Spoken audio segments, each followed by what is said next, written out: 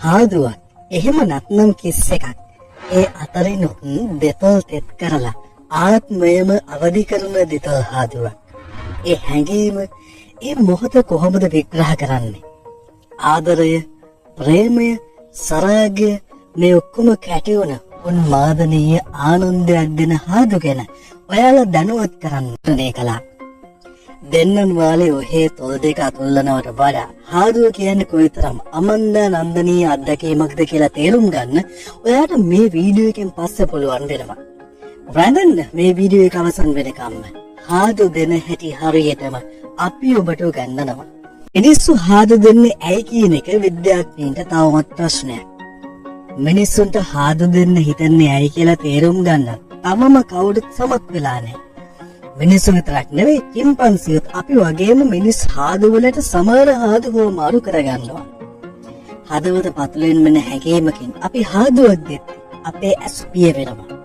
හාදුව දෙද්දී උද්දීපනය වෙන හැඟීම් එක්ක ඇස් වලින් එන සංඥාත් ගත්තම මොළය ගොඩක් කාර්යබහුල වෙන හින්දා ඒ වෙලාවට ඇස් වැහිලා හැඟීම් වලට විතරක් අවස්ථාව ලැබෙනවා. හැබැයි හැඟීම් වලින් තොරව ඔහේ දෙන හාදුවකදී නම් ඇස් වැහෙන්නේ නැහැ.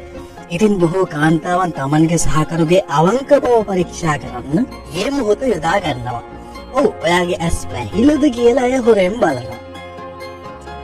ඔයාලා දන්නවද? ඉරිමි කැමති ලිංගික සංසර්ගයකට කලින් හාදු දෙන්න.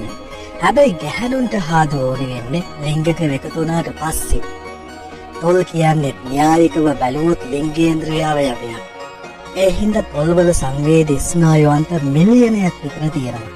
ඒ විතරක් නෙවෙයි තොල්වල දහදිය ග්‍රන්ථි හෝ තෙල් නිපදවන ග්‍රන්ථි නැහැ. ඉතින් තොල් තෙත් කරන්න ඕනේ නම් ඒක කරන්න වෙන්නේ දිවෙන්ම තමයි. දෙදෙනෙක්ගේ තොල් සරාගයේ විදිහට එකිනෙක ස්පර්ශ වෙන මොහොතේදී අර කලින් කිව්වා මිලියනයක් විතර ස්නායුවන්ට උද්දීපනය වෙලා ලහි ලහියේ මොළයට ගෙනියන පණිවිඩවල ප්‍රතිඵලයක් විදිහට ක්ෂණිකව ඩොපමයින් හෝමෝනිය විශාල වශයෙන් නිදහස් වෙනවා. අන්න ඒ හෝමෝනයේ හින්දා අපි කවදාවත් එක කිස් එකකින් සෑහීමකටපත් නොවේ. එක හාදුවකට පස්සේ තව හාදු ගොඩක් හුවමාරු කරගන්නවා. හාදුවක් දෙන මොහොතේදී මොහොනේ මාංශ පේශීන් 24ක් ක්‍රියාත්මක වෙනවා. බිලියනයක විතර බැක්ටීරියා ප්‍රමාණයක් දෙන්න අතරේ හුවමාරුත් වෙනවා. තොල්වල තියෙන කේශනාලිකා උද්දීපනය වෙලා ලේ ගමනේ වේගවත් වෙනවා. තොල් රත් පහ වෙලා ප්‍රමාණයෙන් විශාල වෙනවා. ශිෂ්ණය යෝනිතොල් ක්‍රියාත්මක වන විදියටම හාදු දෙද්දි තොල් හැසිරෙන්න පටන් ගන්නවා. ඒ කියන්නේ තොල් ශරීරයේ ප්‍රධානතම සරාගී අවයවයක්. මිනිත්තුවක හාදුවකට පුළුවන් අපේ සිරුරේ කැලරි 26ක් 30ක් අතර ප්‍රමාණයක් දහනය කරන්න. ඒ කියන්නේ එක්සර්සයිස් නොකර කෙට්ටු වෙන්න ඕනි නම් එක දිගට හාදු දෙන්නත් පුළුවන්. ඉතින් මේ හැමදේම අත්විඳින්න නම් දෙන්නන් වාලේ කෘත්‍රිම ශ්වසනය දෙනවා වගේ කට කාගෙන ගිහින් වැඩක් නැහැ. හරි පිළිවෙලට ලස්සනට හාදු දෙන්න ඕනේ. කාලේ අරන් හදිස්සු නොවේ හාදුව දෙන්නම රස විඳින්නත් ඕනේ. කොහොමද මේක කරන්නේ? කෙල්ලෙක් පිස්සු වට්ටන්න පුළුවන් විදිහට ලිප් කිස් එකක් දෙන මූලිකම විදිහක් ගැන තමයි මං කියන්නේ. ඒකදී දෙන්නම Tamanගේ තොල් පියවගෙන ඉන්න ඕනේ. ඒ කියන්නේ කට චුට්ටක්වත් අනින්න බෑ. මේ වෙලාවෙදී දෙන්නගේම තොල් තෙත් වෙලා තිබුණොත් ඔන්න ඔය දෙන්නට උන්මාදනීය අත්දැකීමක් විඳින්න පුළුවන්. තොල් තෙත් කරන්නේ කොහොමද කියලා කලින්ම කිව්වනේ. ඔව් දිවෙන්. ඔයාට පුළුවන් ඔයාගේ තොල් වගේම එයාගේ තොලුත් දිවෙන් තෙත් කරලම පටන් ගන්න. මෙතනදී ඔයා අත් දෙකෙන් එයාගේ කම්බොල් අල්ලගෙන ඉන්නවා නම් වැඩේ හසුරවන්න පහසුයි. දෙන්නම තොල් පියාගෙන හුස්ම පදින්න තරම් ලං වෙන්න. ඊළඟට ඔයා ඔළුව සුට්ටක් ඇල කරලා එයාගේ තොල්වල කොනක ඉඳලා හිමීට සිපගනිමින් මෙහා කොනට එන්න. ආයමත් ඔළුව අනෙක් පැත්තට හරවලා ඒ කොනේ ඉඳලා ඒ විදිහටම පටන් ගන්න පුළුවන්. මේ වෙද්දී අය ඉන්නේ ඇස් පියාගෙන මත් වෙලා. ගොඩක් වෙලාවට මේ මත් ගතිය හින්දා ඇයගේ කකුල් අප්‍රාණික වෙලා ඔයාට වාරු වෙලා ඉන්නවා වෙන්න පුළුවන්. අත් දෙක කොහේ නිදහසේ වැටිලා. ඔව් ඔන්න අය සරාගිය උණුසුම විඳින්න පටන් ගන්නවා. අහලා තියනවාද සමහර පිළිමි කියනවා ගැහණු සෙක්ස් කරන්න ගියාම මලමිනිය වගේ ඔහේ ඉන්නවා කියලා. ඔයා මෙන්න මේ හාදු කලාව දන්න පිරිමියෙක් නම් ඔයාට කවදාවත් මෙහෙම කියන්න වෙන්නේ නැහැ. මොකද ඔයා දැනටමත් ඇයම උද්දීපනය කරලා ඉවරයි. උද්දීපනය ලැබපු ගැහණියක් කවදාවත් මලමිනියක් වගේ හැසිරෙන්නේ නැහැ. ඔන්න මූලික හාදුවෙන් පස්සේ අපි යන්නේ ලිංගික ප්‍රවේශයක් තියා වෙන තැනකට අතක්වත් නොතිය තොල් වලින් විතරක් ඇයව සූරාන්තයට පත් කරන්න. මොනව සූරාන්තයක් තොල් වලින් විතරක්? ඔව්, ගොඩක් පිරිමින්ට වර්ධන තැනක් තමයි මේක.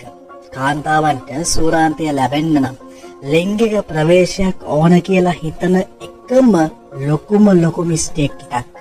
මීට කලිනුත් ඔබට පුන පැහැදිලි කළා කාන්තාවගේ සිරුර ලිංගික ප්‍රදේශවලට අතවත් නොතිය ඇයව සූරාන්තයක් කරා ගෙනියන්න රතියේ කලාව දන්න පිරිමින්ට පුළුවන් කියලා. ඇගේ තොල මත තියෙන එක පුංචි තැනකට ඒ හැකියාව තියෙනවා කියලා කිව්වොත් ඔබ විශ්වාස කරනවද?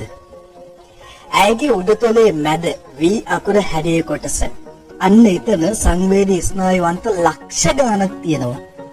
මේ V හැඩය හොඳට පේන්න තියෙන හොඳ ගැඹුරට තියෙන කාන්තාව සරාගේ ආශිර්වාදය ලබපු අය. ඒ මොකද ඒ අයට ඉතාමත් හොඳ ලිංගික හැකියාවක් තියෙනවා. ඇයට නිතරම හොඳ සූරාන්තයක් ලබා ගන්න පුළුවන් වනවා. ඇයට සරාගය විදින්න සෝවාදහමේ ආශිර්වාදය ලැබිලා තියෙනවා. ඉතින් ඔයාට පුළුවන් ඔයාගේ තොල් වලින් ඒ V අකුර සිප ගන්න. දෙවිය තුඩින් එතන කිටි කවන්න. ඔළුව හරවලා ඔයාගේ තොල් ඇතුළට ඒ කොටස කිමිදෙන විදිහට උඩා බීමක් සිදු කරන්න. අය ඉතින් මේ විදිහේ ඉන්නේ ස්තෝරා යහනක පාවි කියලා ඔයාට දැනේ. ඇගේ තොල් රත් වෙලා පිබිදිලා හුස්ම වේගවත් වෙලා කියලා ඔයාට දැනේ. එහෙමනම් ඊළඟට යමු මේ ලෝකේ තියෙන ස්වංගන අත්දැකීමක් ලැබෙන ෆ්‍රෙන්ච් කිස් එක දිහාවට. මේ වෙද්දි අයත් සෝරාන්තයක් ලැබලා පිබිදිලා ඉන්න නිසා මේක තමයි ඒකට හොඳම වෙලාව. මොකක්ද මේ ෆ්‍රෙන්ච් කිස්? එහෙම නැත්නම් ප්‍රංශ හාදුව. ඒක දෙන්නගම තොල්වලුයි දිවෙනුයි කරන සෙල්ලම. චූටි ආදර වණ්ඩුවක් කියලා කිව්වොත් හරි. ඔයාට පුළුවන් ඇයගේ තොල් ඔයාගේ දිවෙන් හිමීට විවර කරලා ඇයගේ මුව තුළට ඔයාගේ දිව ඇතුල් කරන්න. ඇයගේ තොල්වල ඇතුල් පැත්ත දත් ඇයගේ දිව ඔයාගේ දිවෙන් ස්පර්ශ කරන්න.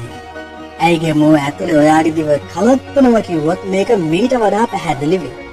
මේක ටිකක් වෙලා සිදුවෙද්දී ඇයත් ඇගේ දිවෙන් ඔයාගේ දිව එක්ක රණ්ඩු කරලා ඔයාගේ මුව තුළට ඇගේ දිව ඇතුල් කරන්න උත්සාහ කරයි. ඔයාට පුළුවන් මේකට මුලින්ම ඉඩ දීලා ඊට පස්සේ ඉඩ නොදී ඔයාගේ දිවෙන් ඇගේ දිව එළියට තල්ලු කරන්න. ශක්තිමත් දිවක් තියෙන කෙනාට පුළුවන් අනෙක් කෙනාගේ මුව තුළ කලතීම් සිදු කරන්න. ඊළඟට ඔයාට හිතෙයි ඇයි අපි මේක කරන්න මේ තරම් පරක්කුනේ කියලා. හිතන්න මේ වගේ සුන්දර මොහොතකදී ඔය දෙන්න අතර කොයිතරම් බැඳීමක් ඇති වෙනවද? ඊට පස්සේ ඔයාට පුළුවන් හිමින් ශරීරයේ ඊළඟ කොටස් වලටත් මේ කලබලය අරන් යන්න. ඉතින් ඔන්න ඔහොමයි අයව පිස්සුවටම හාදු දෙන්නේ. ඔයාගේ අත්දැකීම පහලින් කමෙන්ට් කරන්න කියලා මම ආරාධනා කරනවා. හැමෝම දන්නවා කියලා හිතන් ඉන්න. ඒත් නොදන්න සරාගේ රසම රහස් දැනගන්න සබ්ස්ක්‍රයිබ් කරන්නත් අමතක කරන්න එපා. සුබ දවසක්.